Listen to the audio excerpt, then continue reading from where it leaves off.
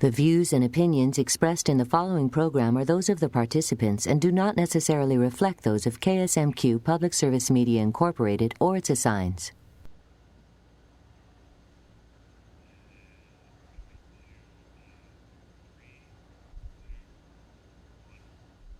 Are you stressed out, feeling like things are getting a little out of control? A lot of people around the area feel the exact same way. Tonight, we're talking about how stress comes into our lives and how we can better relieve our stress. Stay with us. You're watching Health Connections.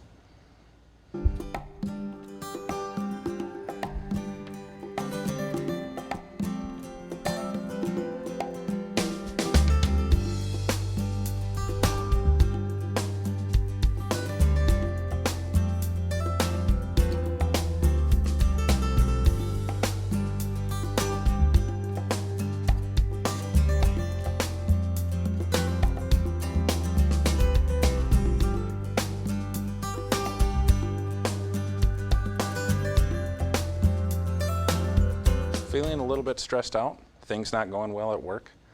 Tonight, we're taking the pulse of our collective mental health.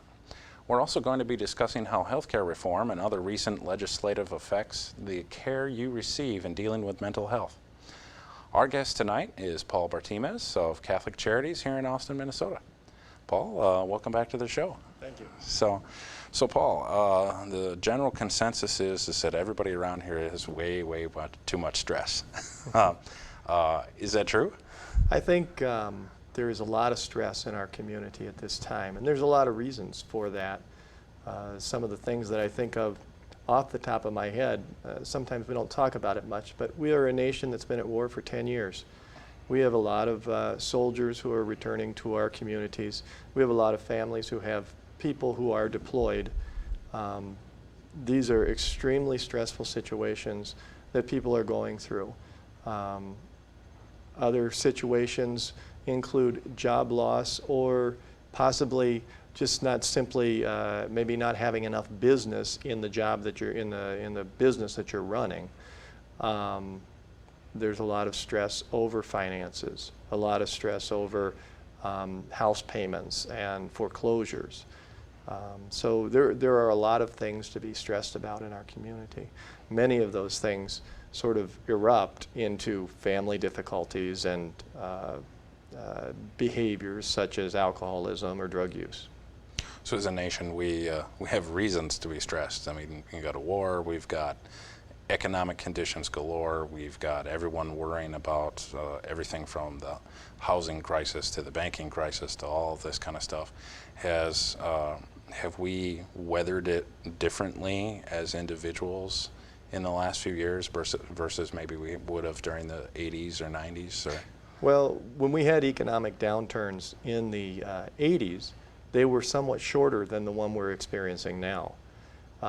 This, as I understand it, is the greatest economic downturn since the Great Depression. And so this has just been a longer, more extended period of stress. And there is a limit that people can deal with stress. People are really good at dealing with stress on a short-term basis. We're designed to do that. You've heard about fight or flight. Well, that's what we do on a short-term basis. But when you have the adrenaline running for long periods of time, the cortisone running in your body, it's going to do some damage and it's going to have an impact on you. And this, we didn't have wars that lasted this long in the 80s as well. So these are all long-term stressors that we as a nation haven't dealt with for 70 years. So evolutionarily, we're really set up for those short-term things. I mean, we've kind of gone through the years of run from the saber-toothed tiger and maybe run to go get the food type of thing, but it's always these few minutes at a time versus days, weeks, months, years. Right. What have we had to do as a society to kind of to get ourselves to the point where we can deal with this in longer terms? In longer terms, we haven't made a lot of adaptations as a community. We're pretty much relying on the same things that worked for us in the past. And unfortunately, they're not measuring up these days. And so many people just feel that stress very intensely. And it may, result in a physical malady, such as back problems or heart disease or those sorts of things. Or it may manifest itself in depression or anxiety, or maybe a combination of the both. But we're not making the adaptations that we need to make as a community to support people through this difficult time. Well, and people tend to kind of push mental aspects, whether it be stress or depression, as you mentioned. They kind of push that towards folks who have certain socioeconomic statuses, and they say, oh no, it's only the poor who get these problems. But it really is across all groups, everybody from top to bottom, isn't it? It's true. It is across economic groups, but there is some differences because people that have more education tend to be a little more insulated from the stressors that we're talking about. If you have a little more education, you're a little more likely to retain your job. If you have a little more education, you're a little more likely to be able to make your house payment. When people have less education, they are much more at risk for having a sudden job loss. And then all of the things that come from that, including the family difficulties in dealing with, okay, I don't have a job now, so what do we do? So if they have a little more education, are they also, as you put it, are they also more likely to recognize these problems in themselves and maybe seek help? I really don't think so. We are very poor at recognizing that we have a problem with anxiety. Mostly, it is pointed out to us by our loved ones. And they do that hopefully in a gentle way, but sometimes it's a rather dramatic way that it's pointed out. We're not very good at seeing our own behavior. That's why it's really important to listen to those people around you so that if they're identifying some things that they say are amiss, that you listen to them and you seek the help that at that point that would help you out. So that self-reflection, is that a skill that people have to just simply grow, or is that a skill that we never really do grow and we just have to realize that everyone else can help us with that? I think it's rather rare that people develop the ability to see it in themselves, to be able to monitor their own stress level. You just don't see that happening too often. Very, very rarely does somebody come in and say, I came in because I felt like I needed to see someone. It's usually because my wife told me I need to see someone, or my parents told me that I have to see someone. People are just, unless it's very dramatic, maybe there's a suicide attempt or an affair or something that's really dramatic that makes them say, wow, okay, this is not a behavior that I have done in the past, and this scares me. So then sometimes they will make that decision. But it has to be so unbelievably dramatic. And if they listen to the people around them, usually someone is able to identify that things are amiss long before we get to that extremely dramatic situation. That ends up really pointing people towards their community then, doesn't it? Is that not only friends and family, but co-workers and neighbors, and really dependent on each other to be able to find solutions. Absolutely. We spend a lot of time at work. Most of us spend more time at work than we do with our families. I do. That might not be by choice, but that's the way it is. Yeah. And so people that you work with are very important in helping to identify these issues as they come up. And work can also be a good resource. Many employers have resources available through their human resources department to help you get things, to help you get in touch with people that can give you a hand in this kind of a situation. So work is very important. Now, I must say, another stressor is that many companies are cutting back on these programs because of their own economic difficulties during this hard time. So, but I always encourage people to check with that employer, because sometimes there are services available through that employer, and generally it's at no cost to the employee. So you make a good transition to getting help. When it comes for most people, that does tend to be their first line of defense, is their employee, or employer, I'm sorry, as an employee. Mm-hmm. But what other options are there out there? Right. Well, you know, medical insurance must cover mental health care. That was a part of the Wellstone law that went through a few months back. So medical insurance should have some provision for mental health care. But we know that there's 20% of people don't have medical health insurance. So there's still some people out there that may need to look into other means. There are some agencies that do have sliding fee scales. Catholic Charities is one of those. And so checking in with your community resources to find out where those sliding fee scales are. The United Way would be a good place to start, because they often help fund those sliding fee scales, so they know which agencies provide them. So sliding fee scales are a possibility. That's, you know, otherwise it gets pretty tough for people. You know, that tends to be one of the big things that I continuously hear from people who are maybe not entirely in mental health issues, but for healthcare in general, is where do I go for getting help? I mean, a clinic and a hospital, that's easy, everybody knows they're there.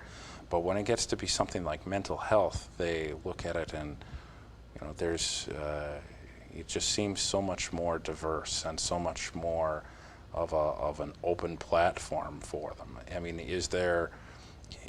are there really groups, you mentioned the United Way, are there groups that they should really be focusing on to or maybe websites out there or something to find resources for issues?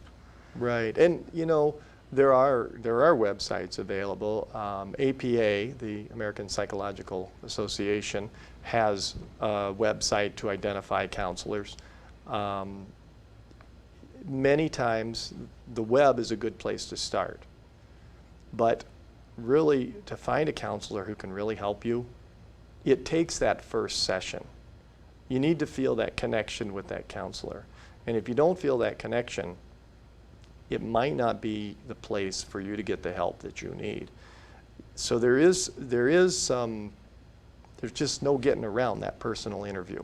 Mm-hmm. And so in that first session, think that you are interviewing them as well as deciding, you know, is this really the place where I'm going to be able to find the help that I need?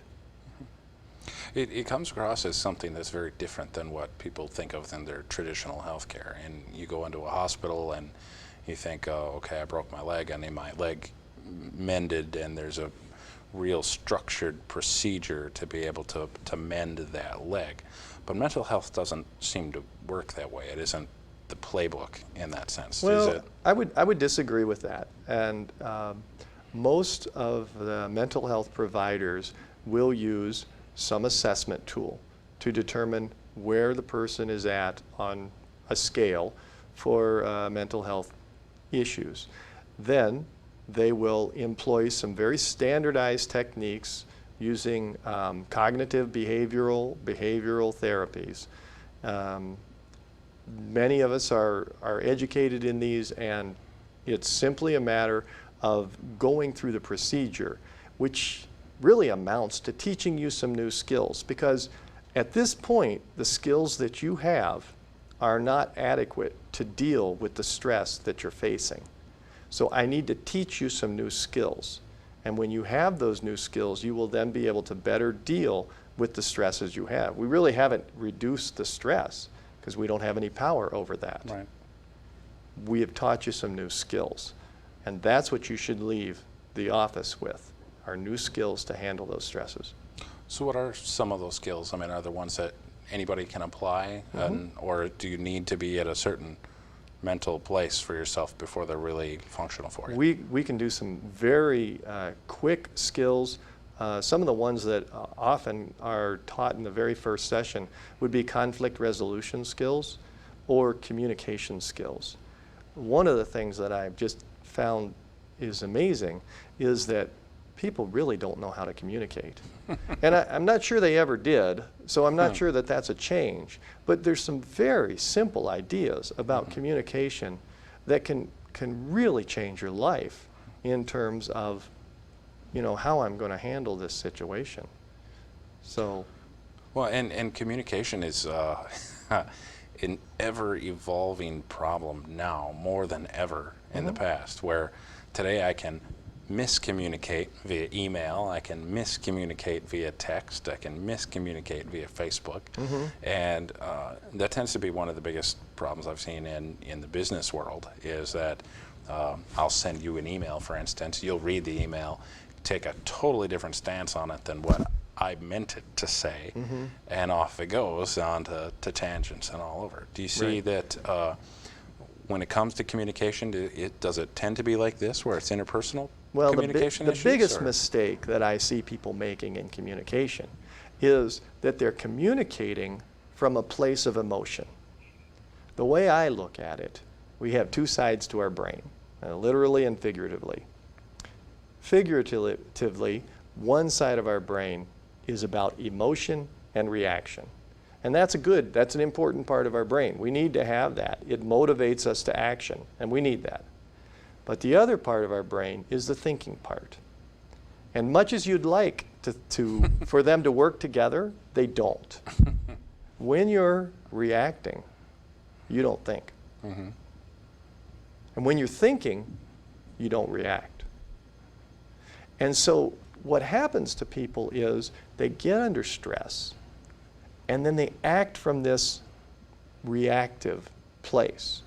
And that can be dangerous. It can be damaging to the people around you. You can make people mad. You can hurt people's feelings, all of those kinds of things. So what I need to teach people to do is to figure out how to get from the emotional reactive side of your brain to the thinking side of your brain. But you also run a risk doing that, I would think. Not to make it a pun or anything. Give an example for myself. I've taken a Myers-Briggs exam, which is an exam to kind of to function out personalities. And my thinking score is way, way too high in comparison to my feeling score, and that being one of those breakdowns. My wife, on the other hand, is way over on the feeling side. And while she's reacting to something, she reacts very poorly to my reaction because I tend to be more on the thinking side. So it seems like even though thinking and being that kind of person, I would prefer everybody to be in that place all the time forever. But you know, it seems like it's kind of a dangerous road as you go between people trying to communicate with them. Well, the key is not to dismiss somebody's feelings. If they're having a feeling, an emotional reaction, acknowledging that is important. But engaging in that same level of emotion may not be productive in solving what they need to solve. Some people may need to go through that emotion. They may be able to tell you, look, I just need to kind of get this out of my system. I need to yell about this, or I need to you know, say these things, but I don't mean them. You may hear that kind of thing. And then you can understand that from the thinking perspective. You can say, okay, that's what they need to go through. That's what they need to go through. And that's fine. And then you don't react to that. What happens mostly is that you've got somebody reacting, and then the other person reacts as well. And then it escalates into something that really causes some damage. And in all directions compounds stress unbelievably. Absolutely, because then here's this person who's your number one support person, and you can't talk to them now because they're mad at you.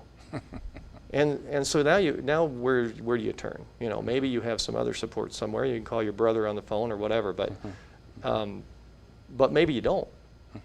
And I do have to say this. Guys are a lot worse about that than women. Women generally have more developed social support networks. They usually have a sister they can call. Guys, not so much. And so there they are. They've got no place to turn, and they've got a ton of stress inside of them that they don't know what to do with. Well, and that kind of moves us towards an aspect of that stress release.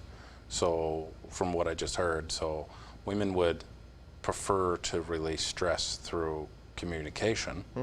And so what's the men's, being male, I would say I like to go outside and chop wood or run around on a tractor or, you know, shoot a can or something.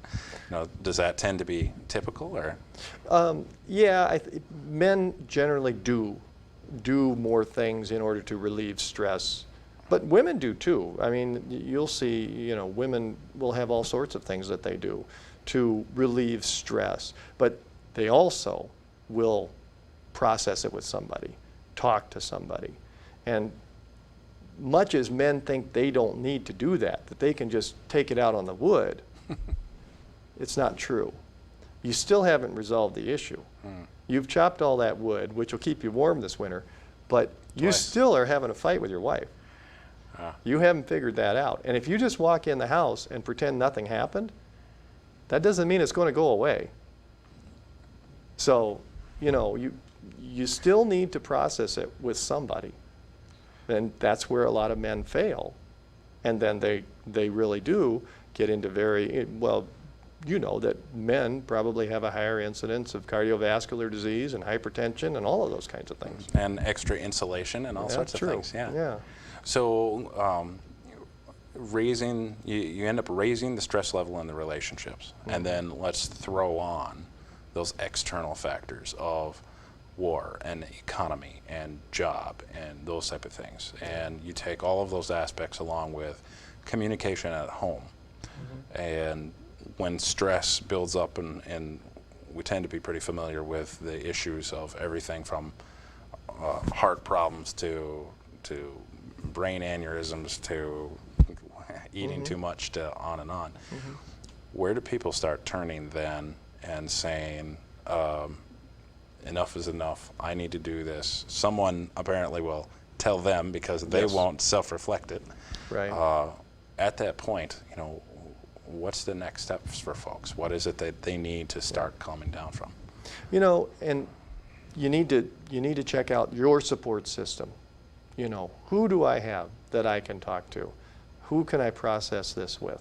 And, you know, what am I doing to process this now? You know, we haven't talked about it too much at this point, but alcohol is another thing that people use to reduce stress. And it has its own consequences. But it is probably the #1 stress reliever we have in this country.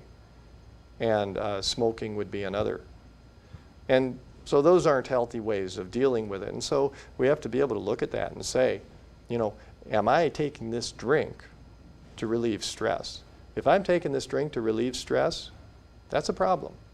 Because I'm not dealing with that stress by processing it with somebody. I'm just leaving it in the bottle.